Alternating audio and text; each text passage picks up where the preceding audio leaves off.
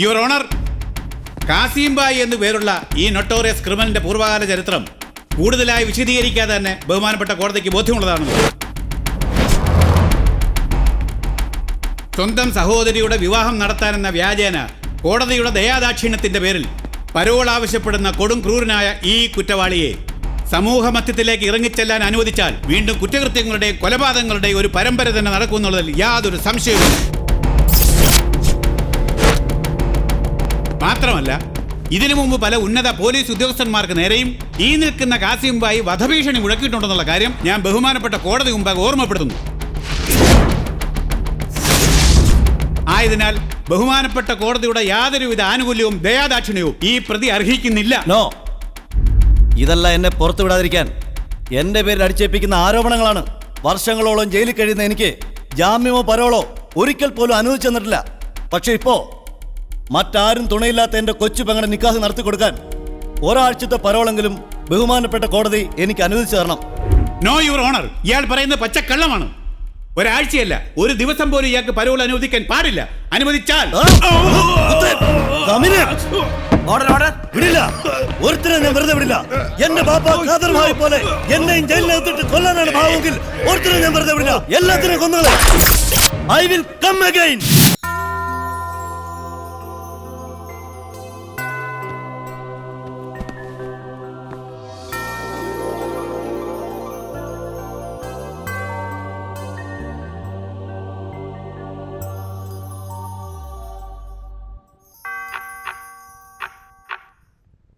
എൻ്റെ മാതാവേ, ഇത്രയും കാലം എന്നെയും എൻ്റെ ഈ കലാദർശിനിയെയും സ്വന്തം കണ്ണിലെ കൃഷ്ണമണി പോലെ കാത്തു സൂക്ഷിച്ചതിന് ഒരു സ്പെഷ്യൽ താങ്ക്സ് ഉണ്ട്.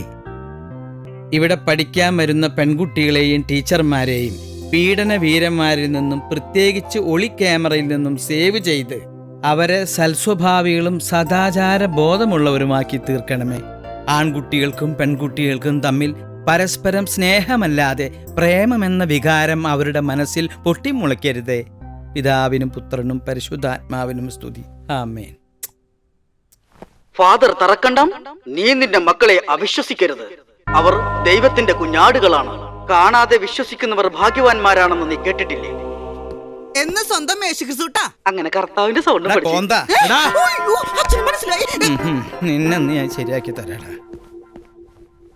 തുടങ്ങി വെച്ച സ്റ്റെപ്പ് പൂർത്തിയാക്കാതെ ഞാൻ വിടൂല. എനിക്ക് ഈ സ്റ്റെപ്പ് പഠിക്കണ്ട. അയ്യോ, അത് പറഞ്ഞാ പറ്റില്ല. ഈ സ്റ്റെപ്പ് പഠിച്ചാലേ മറ്റേ സ്റ്റെപ്പ് പഠിക്കാൻ പറ്റുള്ളൂ. അങ്ങനെയല്ല, സ്റ്റെപ്പ് ആയിട്ട് കയറാൻ പറ്റുള്ളൂ.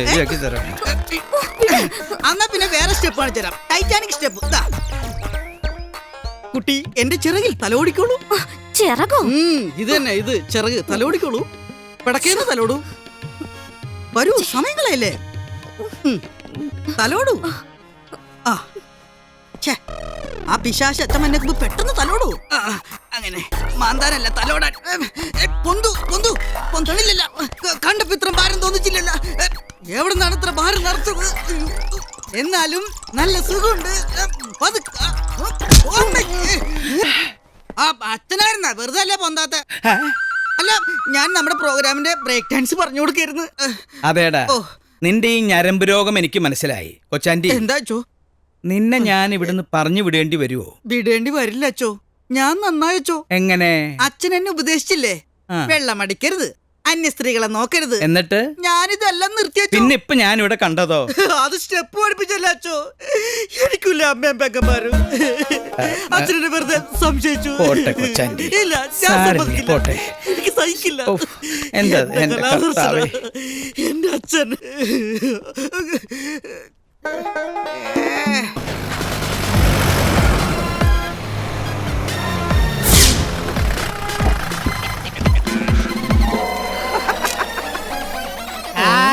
पिक्चर कर रहे सर। अरे पिक्चर था चारे पसी की थी चारे। ഇന്നത്തെ കണി ദാരിദ്ര്യം പിടിച്ച പിച്ചക്കാരനെയാണല്ലോ.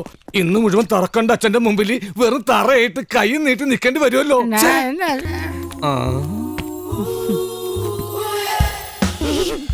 ചാച്ചി ചാച്ചി 2 ദിവസമായി ഭക്ഷണം കഴിച്ചിട്ട് എന്തെങ്കിലും തന്നെ സഹായിക്കണം ചാച്ചി. പോയിട്ട് പിന്നെ വാ. മതി സാറേ, നാങ്ക എപ്പോഴാ പറഞ്ഞ എന്നോട് മൊബൈൽ വിളിച്ച് പറഞ്ഞാ മതി.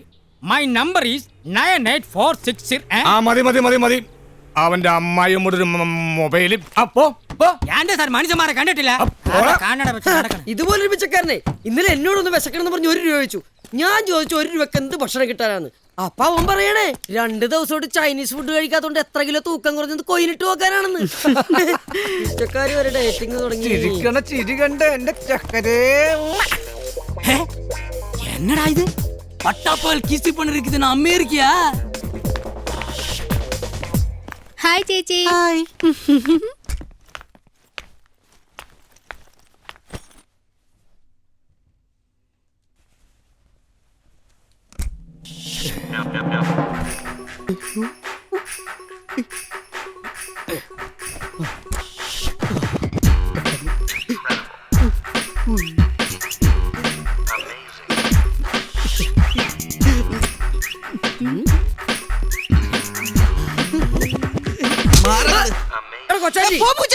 നീ ഇവിടെ തന്നെ ഉണ്ടാവും എനിക്ക് അറിയായിരുന്നടാ. പ്രോഗ്രാമിന് വന്നില്ലെങ്കിൽ എന്താ നീ രാവിലെ ഇവിടെ എത്തിയല്ലോ. രാവിലെ വന്നില്ലെങ്കിൽ ഈ നഗ്ന മേരിയുടെ സീൻ മിസ്സായി പോകൂലടാ. ഞാൻ പല പ്രശ്നത്തിനോട് പറഞ്ഞിട്ടുള്ളതാ. ഡ്രസ് മാറുമ്പോ കഥ കടച്ചിടണമെന്നുള്ളത്. അടച്ചിട്ട് ഡ്രസ് മാറാൻ ഞാൻ പെണ്ണൊന്നും അല്ലല്ലോ. മൂട് കളഞ്ഞേ എടാ. കാര്യം ശരി, നീ പെൺവേഷം കെട്ടിയതാണെങ്കിലും ഈ ഡ്രസ്സിങ്ങിന് അഴിച്ചിരുന്ന കാണുമ്പോ ശരിക്കും ടെംപ്റ്റേഷൻ ആയി പോണടാ. എന്നാ ഇത് വെച്ച് ടെംപ്റ്റേഷൻ മാറ്റും. ഓരോ ഞാരമ്പന്മാര്.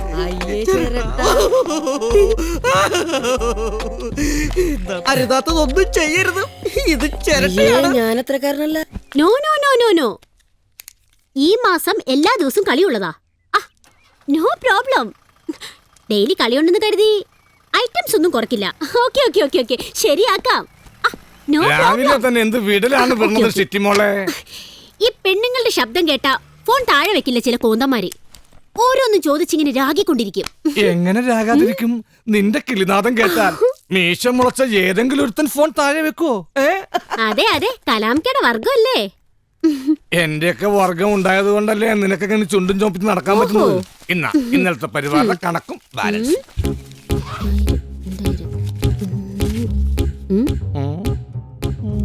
ഇതെന്തോന്നാ? കലാംകയുടെ സ്വന്തം കാറിൽ പെട്രോൾ അടിച്ച് കണക്കും ഇതിൽ എഴുതി വെച്ചിരിക്കാ. അച്ഛൻ ചോദിച്ചാ ഞാൻ എന്ത് പറയും? നീ ആ ലിസ്റ്റ് അച്ഛനെ കാണിക്കാതിരുന്ന പോരെ. നോ നോ നോ, കള്ളം പറയാൻ എന്നെ കൊണ്ടൊക്കില്ല. I am straightforward person. നീ എന്റെ ഡാർലിംഗ് അല്ലേ സിറ്റി മോളെ? ഡാർലിംഗ് അല്ല, നൈനിറ്റാൾ. അച്ഛനെങ്ങാനും ഇത് കേട്ടാ അത് മതി, ആ നിമിഷം രണ്ടിനും ഡിസ്മിസ് ചെയ്യും. ഇസ്ലാമായ ഞാനും ക്രിസ്ത്യാനിയായ നീയും തമ്മിലുള്ള ഈ ലവ് ജിഹാദിന്റെ പേരിൽ അച്ഛൻ നമ്മൾ ഇവിടുന്ന് പറഞ്ഞു വിട്ടാൽ അറിയാലോ നിനക്ക്, അച്ഛൻ വികലാംഗനായി നിന്ന് കുർബാന കൊടുക്കേണ്ടി വരും. അയ്യോ, അപ്പൊ ഇതൊക്കെയാണല്ലേ മനസ്സിലിരിപ്പ്. ഈ ചാപ്റ്റർ നമുക്ക് ഇവിടെ ക്ലോസ് ചെയ്യാം. അച്ഛൻ എനിക്ക് കാണപ്പെട്ട ദൈവോ. അപ്പൊ ഞാനാരാ? കാണപ്പെട്ട ഗോഡാ? അയ്യടാ, ഗോഡല്ല, ഗോസ്റ്റ്. അച്ഛന്റെ ഷഷ്ടിപൂർത്തി ആഘോഷത്തിന്റെ തീരുമാനം എടുക്കാൻ ഇന്ന് പ്രസിഡന്റും സെക്രട്ടറിയും ഒക്കെ എത്തിയിട്ടുണ്ട്. നമുക്ക് പോയേ. നിങ്ങൾ എന്ത് തീരുമാനമെടുത്താലും 10 പൈസ ഞാൻ കൂട്ടിത്തരില്ല. ഇപ്പൊ തന്നെ ഇത് നടത്തിക്കൊണ്ടു പോകുന്നത് എങ്ങനെയാന്ന് കർത്താവിനും എനിക്ക് മാത്രമേ അറിയൂ. കാലത്ത് ഞാൻ പ്രാർത്ഥിച്ചപ്പോ കർത്താവ് എന്നോട് പറഞ്ഞു, കാശ് കൂട്ടിത്തരുന്നതിൽ എനിക്ക് വിഷമമൊന്നുമില്ല, ഫാദറിന് എന്തെങ്കിലും ഉണ്ടെങ്കിൽ പറഞ്ഞാൽ മതിയെന്ന്. Silence silence silence. നിങ്ങൾക്കൊക്കെ ഒരു സത്യം അറിയോ? ചുട്ടുപൊള്ളുന്ന വെയിലത്ത് ദിവസവും 3 കിലോമീറ്റർ കുടയും ചൂടി പിടിച്ച് നടന്നിട്ടാ ഞാനിവിടെ വരുന്നത്. എൻ്റെ ട്രൂപ്പ് മാനേജർ ദേ ഇവൻ നടക്കുന്നതോ വില കൂടിയ കാറിലും. ഞാൻ അറിയാണ്ട് പുറങ്കളി പിടിച്ച് കാശ് പിടുങ്ങുന്നോണ്ട് ഇവന്മാർക്ക് കാറും ലോറിയും ഒക്കെ വാങ്ങിക്കാലോ. എന്റെ പൊന്നച്ചോ, ഞാൻ പുറങ്കളി പിടിക്കാറില്ല. അച്ഛൻ എന്നെ വിശ്വാസമില്ലേ? നിന്നെ എനിക്ക് ഒരു വിശ്വാസം. സത്യം. ഹലോ ഹലോ, കലാമല്ലേ? അതെ. മുഹമ്മേലെന്ന് 2ാം കളി കളിച്ചത് ഫാദർ അറിഞ്ഞാ? ഇല്ല. അങ്ങനെയാണെങ്കിൽ 16-ാം തീയതി അങ്കമാലിലെ കളി കഴിഞ്ഞ് വരുമ്പോ നമുക്ക് പെരുമ്പാവൂർ കളി കളിച്ചാലോ? കളിക്കാലോ, അതിനെന്താ? അച്ഛനറിയില്ലല്ലേ? എന്റെ രാജ, ലോഹയിട്ടൊരു സാധനത്തിനെ ഇവിടെ കുത്തിയിരിക്കുന്നത് മാത്രമേ ഉള്ളൂ. കാര്യങ്ങളൊക്കെ തീരുമാനിക്കുന്നത് ഞാനാ. ഇങ്ങനെ പോയാല് കലാദർശനം മൊത്തത്തിൽ നീ വിഴുങ്ങലടാ. തമാശക്കല്ലേ? ലോഹിട്ടാ പന്നി വരുന്നുണ്ട്, നീ ഫോൺ വെക്കടാ.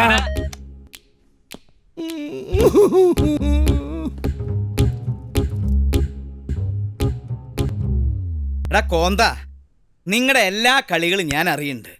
ഇനി ഞാൻ ആരെ കാണിക്കണം? മോഹൻലാലിനെ കാണിക്കണം, അതോ മമ്മൂട്ടിനെ വേണം, അതോ 3-4 കൊല്ലം മുമ്പ് ഇവിടുന്ന് മിമിക്രി കാണിച്ചു പോയി ജയറാമിനെ കാണിക്കണം? വേണ്ട. ഇനി നിന്നെ കാണിക്കണോ? വേണ്ട ചോ, അച്ഛൻ എല്ലാവരെയും കാണിക്കുമെന്നറിയാം. എല്ലാവരോടും കൂടി പറയാ, നിങ്ങൾ എല്ലാവരും ഇവിടുന്ന് പോയാലും ഈ അച്ഛൻ ലോഹിയും മടക്കി കുത്തി സ്റ്റേജിലേക്ക് ഇറങ്ങും. ആ, ഇനി പറയാനുള്ളത് പറഞ്ഞോ. അച്ചോ, എന്തേ?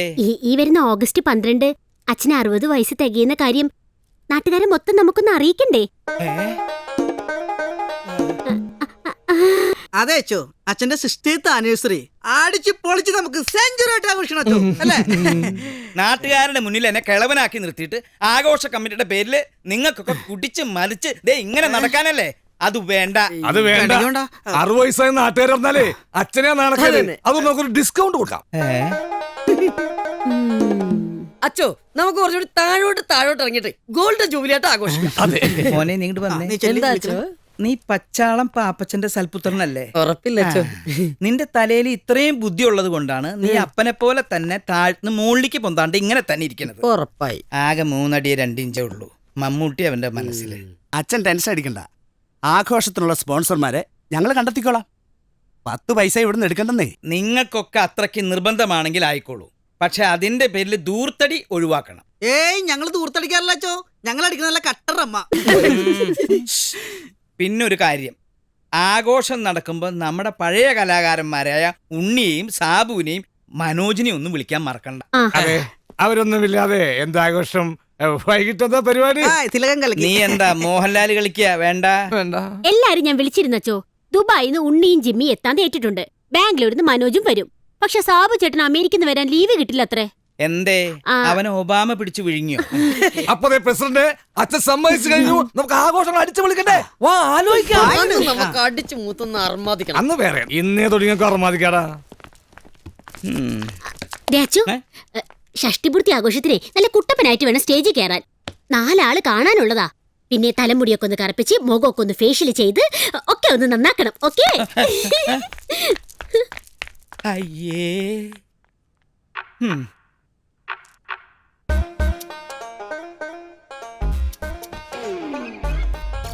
I am telling truth, sir. Father Tarkanam is died. Hi, Rita. Now in hospital. Yeah. എല്ലാം കർത്താവിന്റെ ഓരോരോ പ്ലേ. എല്ലാം നിർത്തിക്കോ. ടീച്ചറെ വല്ലതും പറഞ്ഞാ ടീച്ചറെ? നമ്മുടെ അച്ഛൻ മരിച്ചുപോയി ടീച്ചറെ.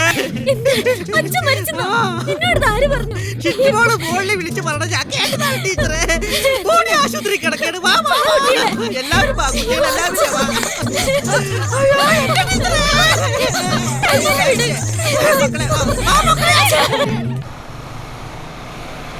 അയ്യോ, നമ്മുടെ അച്ഛൻ പോയല്ലോ.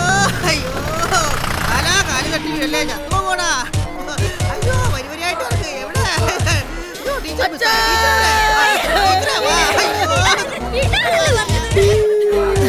ഇവിടെ ബോഡി പോയിട്ട് ശവം പോലുമില്ല ടീച്ചറെ. ടീച്ചറെ, അച്ഛന്റെ ബോഡി ഇവിടെ കാണാനില്ല. ഹോസ്പിറ്റലിൽ മാറിപ്പോയോ? പോയി നോക്കണ കാല. പതുക്കെ വലിക്കേട്ടാ, മൂക്കിലോട്ട് കയറിപ്പോയാലല്ലോ ഇപ്പൊ. ഈ അച്ഛൻ എവിടെ മരിച്ചിടക്കുന്നു? അച്ഛനെങ്കിലും ഒന്ന് വിളിച്ചു പറഞ്ഞാൽ മതിയായിരുന്നു. അയ്യോ, കാലം വരുന്നേ. അച്ചോ, എന്റെ പൊന്നച്ചോ. കരയല്ലേ ടീച്ചറെ? കരഞ്ഞിട്ടും പിഴിഞ്ഞിട്ടൊന്നും ഇനി കാര്യമില്ലല്ലോ. ടീച്ചർ കരഞ്ഞ ഞാനും കരയും. ദൈവം ഇങ്ങനെ ചതിച്ചു കളയുന്ന ആരെങ്കിലും കരഞ്ഞ ടീച്ചറെ?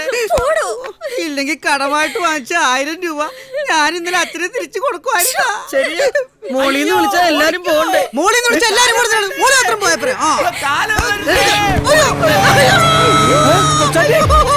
കസേര ഇത് ഓടിപ്പോടേ. ഡോക്ടർമാരെ കസേര ഓഫ് ചെയ്യേ. അയ്യോ, കാലം വന്ന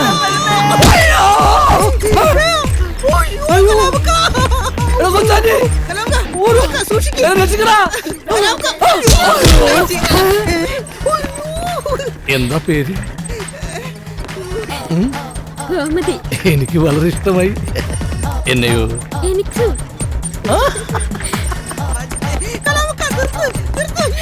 നല്ല സവാരിയല്ലേ? സ്റ്റേഷനെത്തി. യാത്രയൊക്കെ സുഖമായിരുന്നില്ലേ? ഇന്നാ ഇത് വെച്ചു. ഫോൺ നമ്പർ തന്നെ. കലാംക എന്താ സംഭവിച്ചത്? ഒരു മധുവിധ യാത്ര. നിങ്ങ ഇവിടേക്കാണ് അച്ഛന്റെ ബോഡി കാഷ്വാലിറ്റി കിടപ്പുണ്ട്.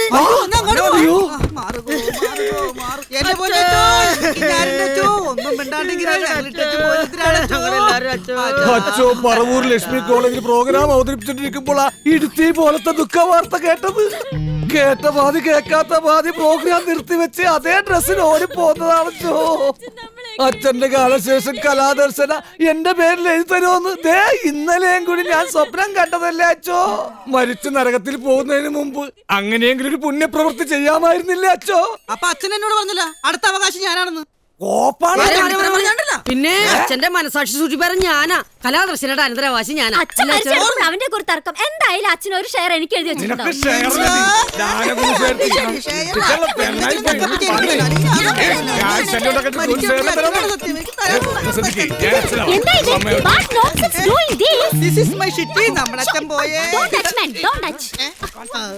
എന്താ ഇത്? What happened?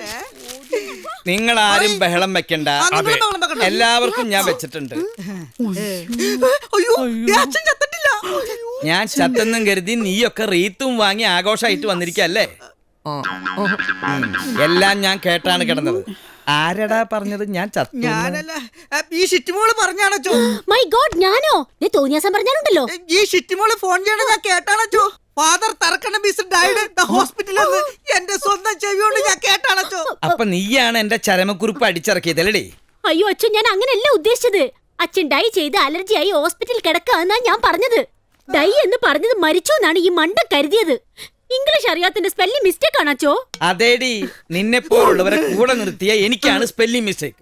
ആദ്യം നീ മലയാളം നന്നായി പഠിക്കാൻ ശ്രമിക്കും, പിന്നീട് മതി മദാമയാവുന്നത്. വെറുതെ ആശിപ്പിച്ച് ആന കൊടുത്താൽ ആശ കൊടുക്കരുത് അച്ചോ.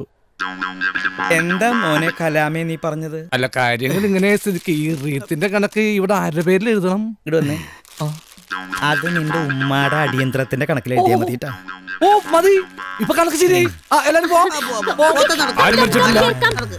അച്ഛന്റെ നിലത്തിരിക്കാൻ യോഗമില്ല റീത്തേ. എനിവേ ഷിറ്റിമോളെ, Shut up.